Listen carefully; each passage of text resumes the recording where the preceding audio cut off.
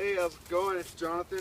Thought I would come out and for one check on this area. I've kind of been scouting to see if it's going to be a good spot to kind of set camp up.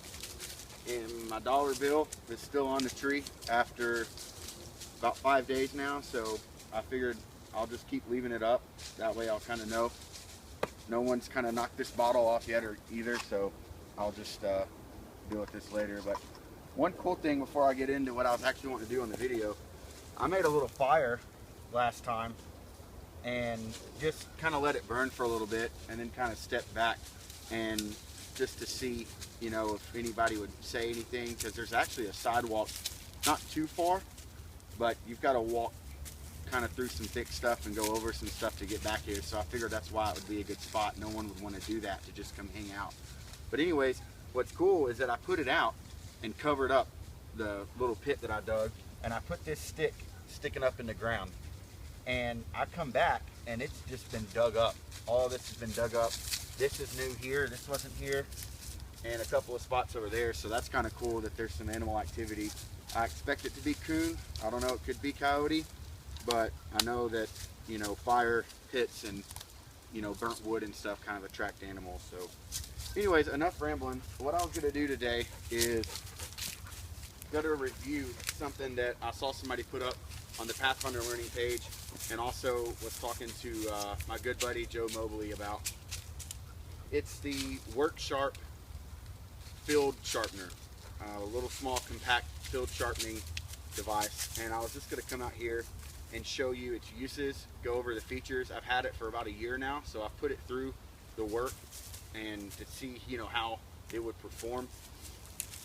I wanted to wait, you know, and use it and use it and use it, and then let you know what it was like instead of just reviewing it after a few sharpenings. So I've had it for a little while. I brought my axe out, my knife, and my pocket knife. Those are my three main cutting tools that I primarily use. It'll be different for everyone else, but that's mainly what I use. So I was going to go over that with you and show it to you. I've got my axe with me,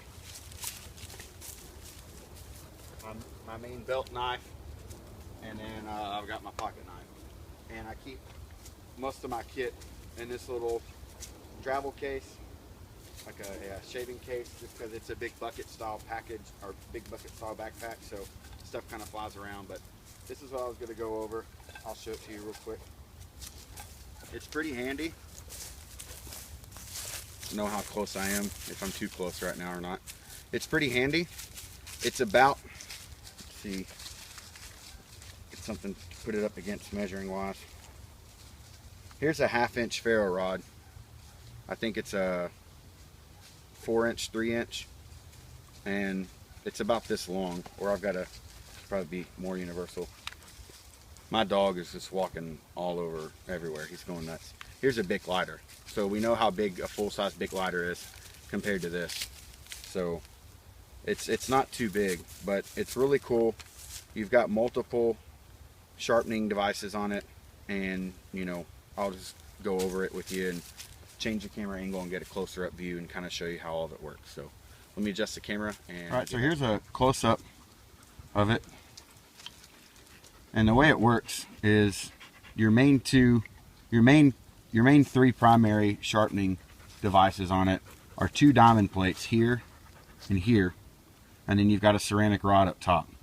Now what's cool is your coarse diamond plate is here, and this is your fine, and then your ceramic rod. And what's cool about it is you've got a knob down here that has a C, a fish hook shape, and an F. The C is for coarse. You rotate this, the fish hook is in the middle. It's got guides right here. You can put your hook in and drag it across, and it'll sharpen just the one side of the hook that you need. And then you've got your fine, and you can tell I've used the fine the most. And it works really well. The coarse is going to be, you know, kind of the in-between for that and a smooth diamond plate, but I don't really use the coarse a whole lot. Really what I use the most is going to be the fine ceramic rod. So, and then you've got a few other extra features, like this on the end is a ceramic rod. It's supposed to be for scissors, so just drag the scissors across. And then a leather strop on the back. I did impregnate this with fixin' wax to make it a little bit better of a strop, puts a better edge on it.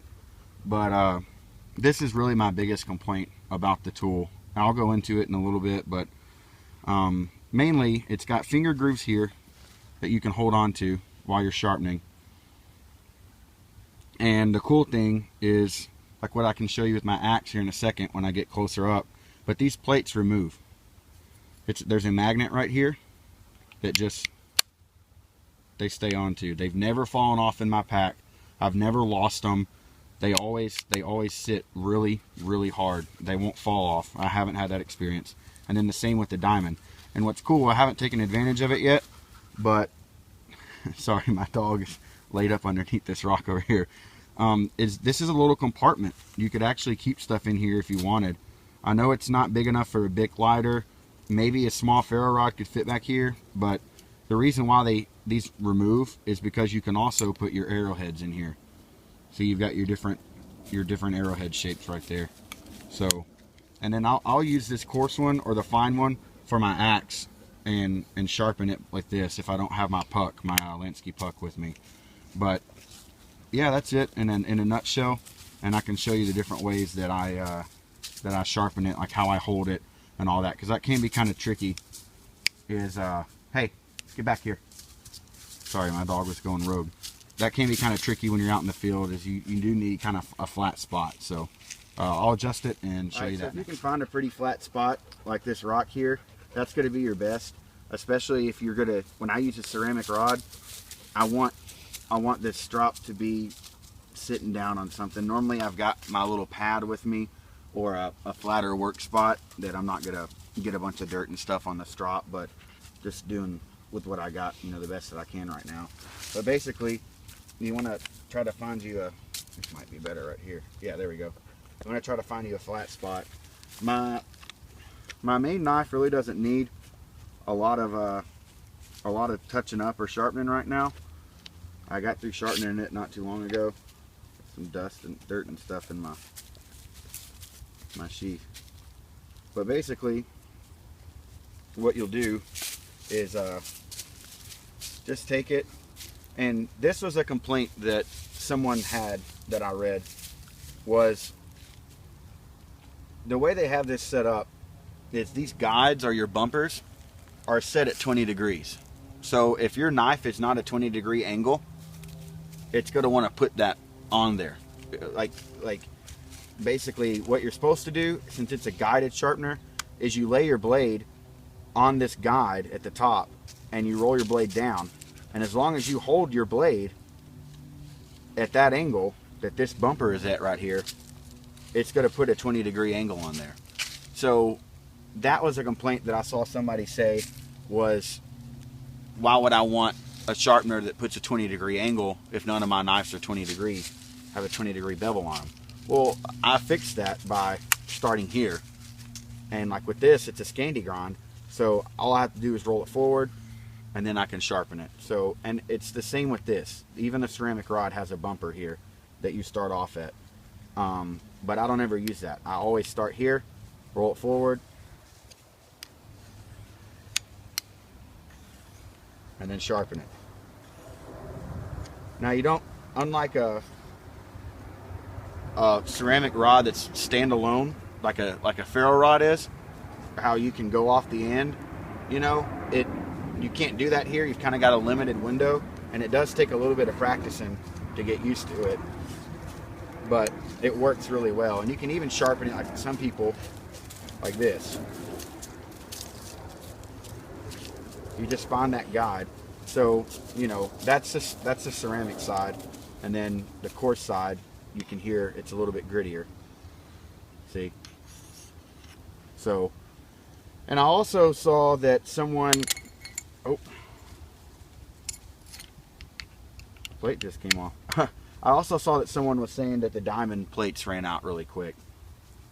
I don't know if I got a really good version of it or what, but my diamond plates still work great. Like the coarse one, I hardly ever use it, and I don't think you should. If you have a good edge on your knife, you shouldn't have to be redoing your edge every time you sharpen it with a coarse plate. You should just be using the ceramic rod, maybe the coarse ceramic rod if you've got a burr, and then your strop. And that's what I was saying about the strop. I'm not a fan of it. It does a decent job for a quick pinch, but I would rather use the belt that I carry, wrap it around a tree and strop it with that. That's what I normally use. So that is the only knock that I have, because this can't be replaced. So that's pretty much the features of this. Like I said, I haven't. This is my go-to tool with any of my sharpening stuff. Besides my leather belt, I use this for everything. I know that there's way better things. I also have a Lansky puck. I use that for my axe, but this does everything I need it to. The diamond plates are still really good. I can show you that with my axe. You can hear it bite on there really well. And I do need to do some touching up on my pocket knife, so I'll actually go ahead and do a little bit of sharpening of that so you can see how it works. Here's my axe. It doesn't need much sharpening at all on it either. But what I'll do is I'll take this, let's say I've got a burr, I'll take this coarse plate out and I'll put the axe in my arm like this, and that way you can look down it and kind of eyeball it, and then you can just hold your finger here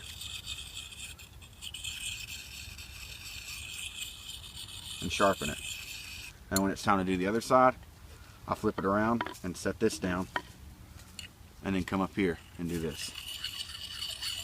So see, my coarse plate is still really has a lot of bite left on it. I don't know if somebody else's wore out faster or what, but, and even my fine grit, yeah, it's worn down for sure, but I've had this for a year, you know, and the price that I got it at, it was like $29.99 on sale. So, but you can still hear. See? There's nothing wrong with that at all. There's nothing wrong with that at all. So, if you find it on sale, I would, hey, Swamper, stop eating stuff. Lay down. Sorry, he's going nuts. If you find it on sale, it's definitely worth the buy. It weighs next to nothing. It weighs nothing at all. And if you want, like I said, you've got a little compartment you can store stuff in, and it just fits really nice. You could even carry this in your back pocket if you needed to. So I don't have any complaints against it. It kind of surprised me that other people had. I don't know, like I said, if I got a good batch or what of one, but I love it. So I'll sharpen my pocket knife real quick, and I actually do have a 20-degree bevel on this, so it makes it easy. But what I'll do is I'll just, let me check and see. Yeah, it just needs a little bit of touching up, so we'll just do it on the ceramic.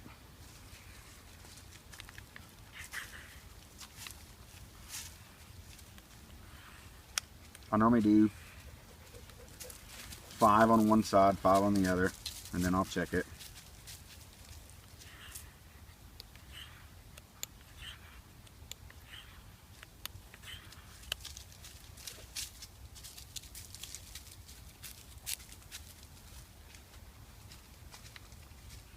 And see, it's just really easy. The thumb grips that you have in it really help. No, I probably shouldn't be sharpening this on my leg. That's a no-no. Yeah, we're good. And then if we even want to strop it,